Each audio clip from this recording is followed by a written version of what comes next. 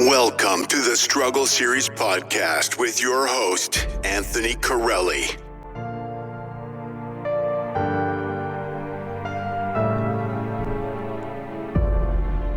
Well, good evening, everybody, and welcome to the Struggle Series podcast. I am your host, Anthony, and tonight we begin an entirely new journey.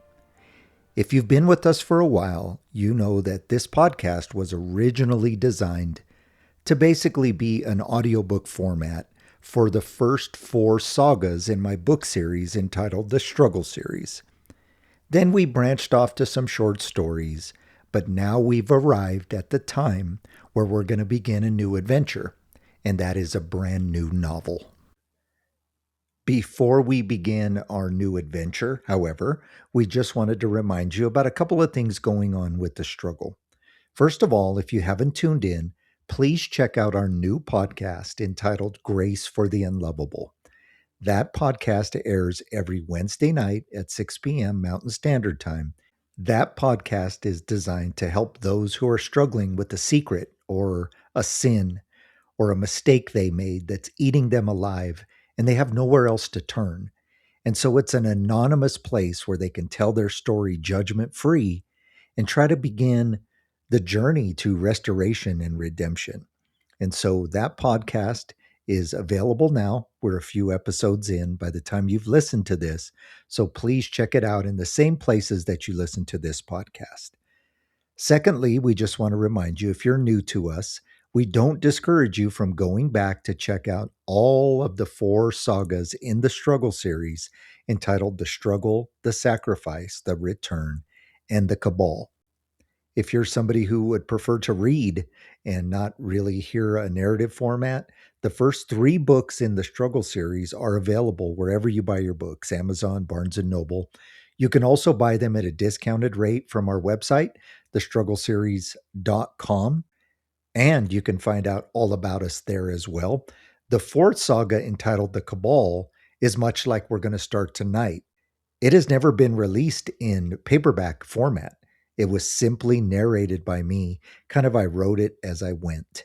And so that's what we're going to begin tonight with our new novel, which is completely separate than the Struggle series, by the way. So if you tuned in to hear the new exploits of Anthony and his team, that know the way. The 3rd book in the series, entitled The Return, that one is on audiobook format as well, so you could find that where you get your audiobooks. So I don't discourage you from checking that out as well. We had a really good time working with the narrator. We think it came out really well. So check that out wherever you get your audiobooks. Now, let's talk a little bit about tonight. Tonight, we begin a new adventure with a new set of characters and a completely new story. This novel is entitled Friend. So we hope you stay tuned and listen to this new novel. We will be doing it in similar fashion as we did The Cabal. We'll be releasing new chapters or new episodes about every other week or so, because writing can definitely be tricky, as well as, just doing life and running another podcast can kind of complicate things. So we're not going to say for sure there's going to be a new episode every 2 weeks, but that's the goal. So what I would do if I were you is I'd hit that subscribe button on whatever format you're listening to and the notification button as well, because then you'll get the notification when a new episode is released. Just know that these podcasts will be released on Thursday nights at 6 p.m. Mountain Standard Time. So kind of just bear with us. This writing as I go thing is probably not something that most people would dare to do because, we can find plot holes and things like that. But we're taking the risk, and we did pretty good in the Cabal, so I hope we're going to do the same with this one. So what I would ask you to do now, that all the announcements are out of the way, just make yourself comfortable and get ready for Friend. Friend, a novel by Anthony M. Corelli. Forward. Throughout the world, countless children report having an imaginary friend. Parents of these children respond differently depending on culture and belief systems. Some parents consider the concept of an imaginary friend as part of a normal human growth and development. Others consider it demonic and will chastise their children for even mentioning such a thing. Most people fall somewhere in the middle. They may see it as relatively harmless, but at the same time, be uncomfortable with it. Here's the truth. Most have never taken the time to really research the subject. A quick Google search is not research, by the way. After all, how would you find an expert in this field? Even a scientist who does peer-reviewed studies doesn't ever really reach a definitive answer on the subject. To put it simply, nobody really knows what an imaginary friend is. Regardless of your beliefs, the concept is creepy if you really think about it. Your child has a relationship with an entity that you cannot see. The child has long conversations with this entity and even includes it in playtime and other activities. Perhaps we need to pay more attention to who our children interact with, real or imaginary. Perhaps we should listen a little closer to what our children are saying about their imaginary friend. If a child tells you that their friend is giving them advice, maybe we should pay close attention. If we do, we just might understand who exactly it is we're dealing with.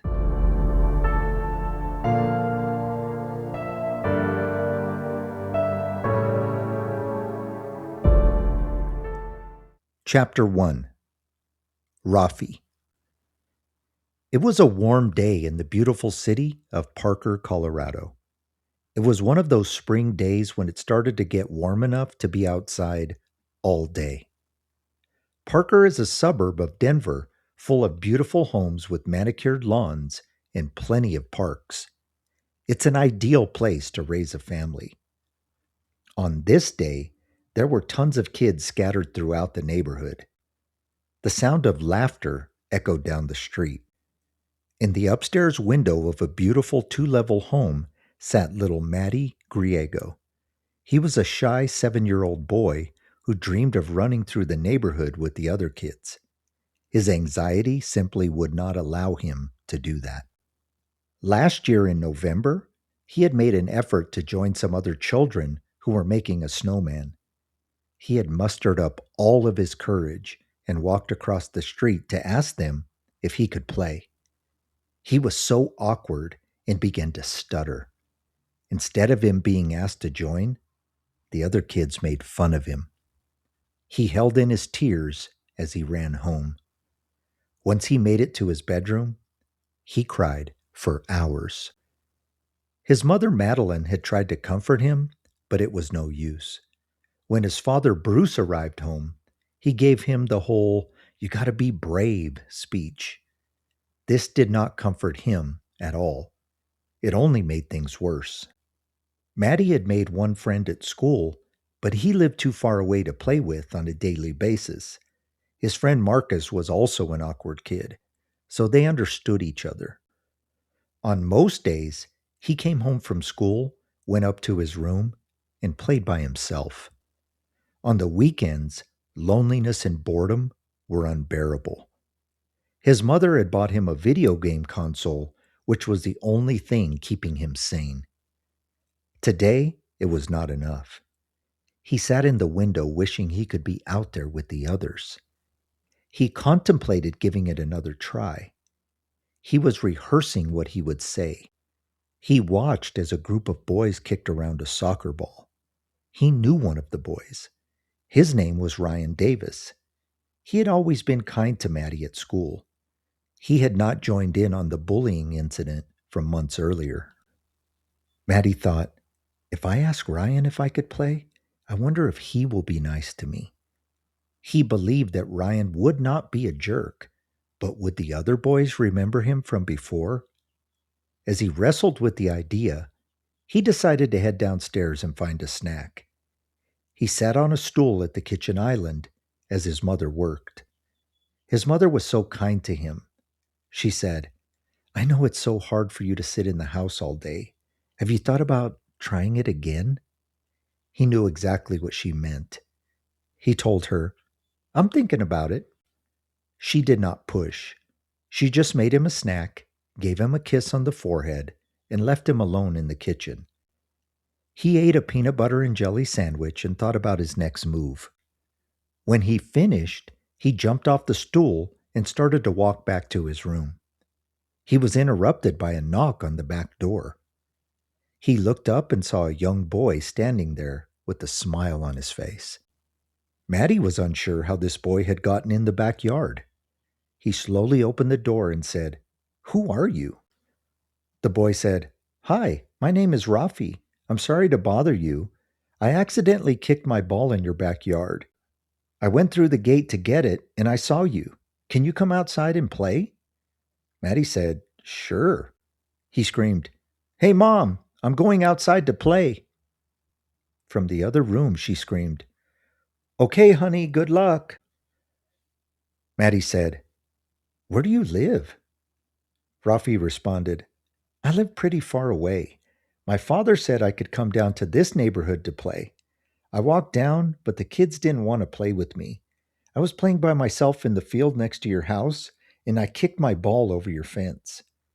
Matty said, "Yeah, the kids on this block don't like to play with me either."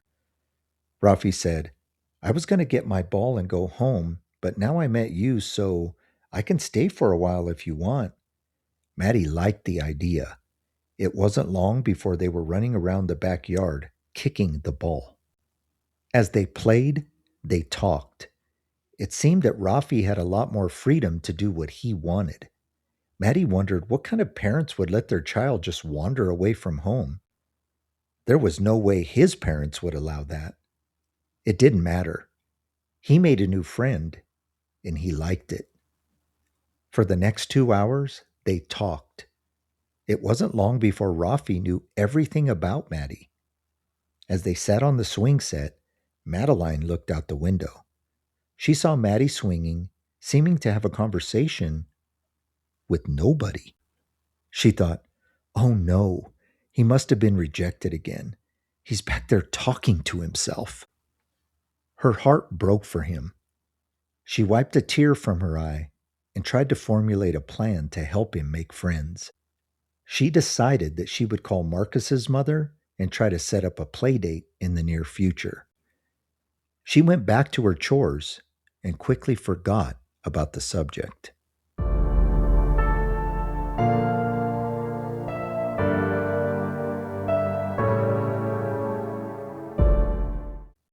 That evening at the dinner table, Madeline asked him, "So, how did your adventure go today?" Matty said, "It went great. I made a new friend. His name is Raphi, and he's cool." Madeline thought, he must have been playing out front with his new friend and then went out to the backyard later in the afternoon. She said, "Oh, I didn't realize that you had made a new friend. I saw you in the backyard by yourself." He said, "Yes, we played in our backyard until he had to go home." This seemed to satisfy her curiosity. She asked, "Tell me about your new friend." He answered, "I think he might be from somewhere else. He might be from like another country or something because he talks kind of funny." Bruce interrupted, "He might be a foreigner. The name Raphi sounds Middle Eastern. Did he tell you about his parents? Where does he live?" "He said he lives kind of far away, but his father let him come and play in our neighborhood." Bruce replied, "Sometimes people from other countries aren't as strict about things like that. Anyway, I'm glad you made a friend, kid." The topic was almost dropped, but Madeline could not shake the fact that she had seen him outside having a full-fledged conversation with nobody. "I saw you out in the backyard on the swings talking to yourself. What were you doing?" He said, "I wasn't talking to myself. Raphi was on the swings with me. We talked for a long time." Bruce and Madeline made eye contact. It was then that they realized that Raphi may not be a flesh and blood child. He may be an imaginary friend.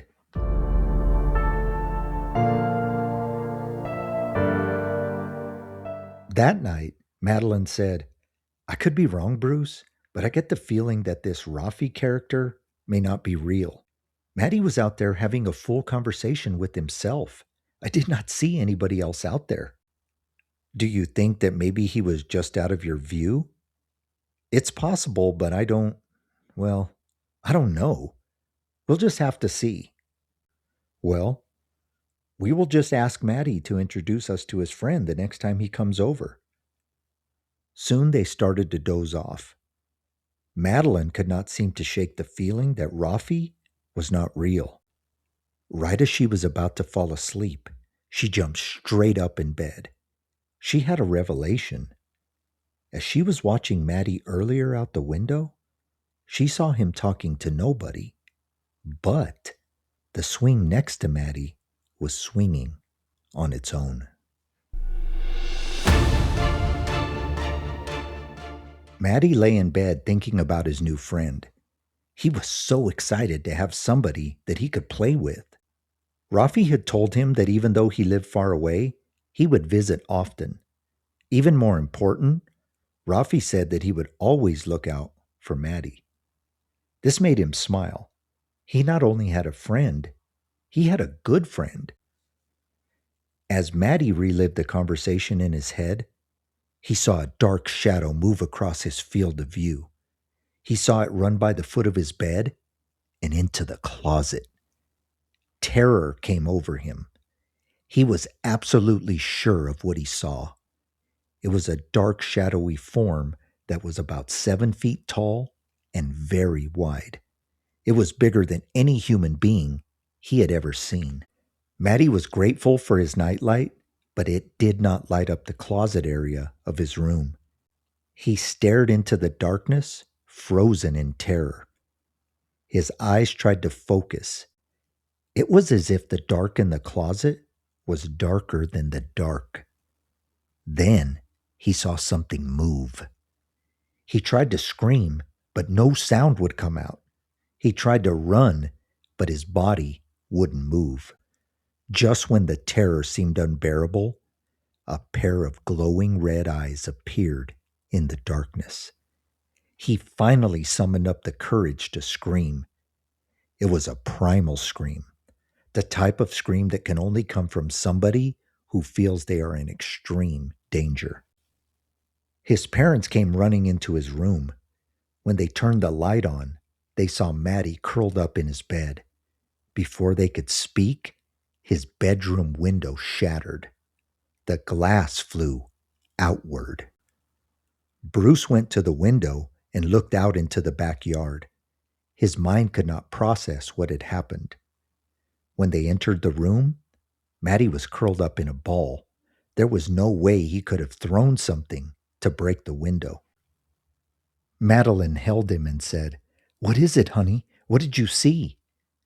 As he cried, he was able to say, "A big shadow with red eyes." Bruce thought he saw a shadow run through the fence. He looked at Madeline and said, I just saw something." She asked, "A person?" "I don't know if it was a person, but there's no way that it jumped out the window." They sat in silence and contemplated what could be happening.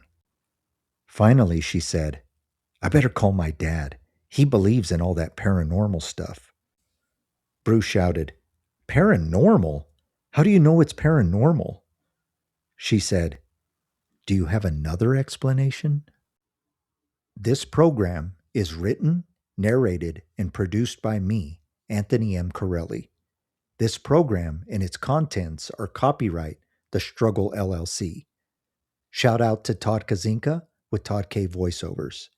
For more information about The Struggle, you can visit thestruggleseries.com. We pray blessings over your life. Remember, don't fear the things of this world, because Jesus said, "Take heart, I have overcome the world." May God bless you and bring you peace.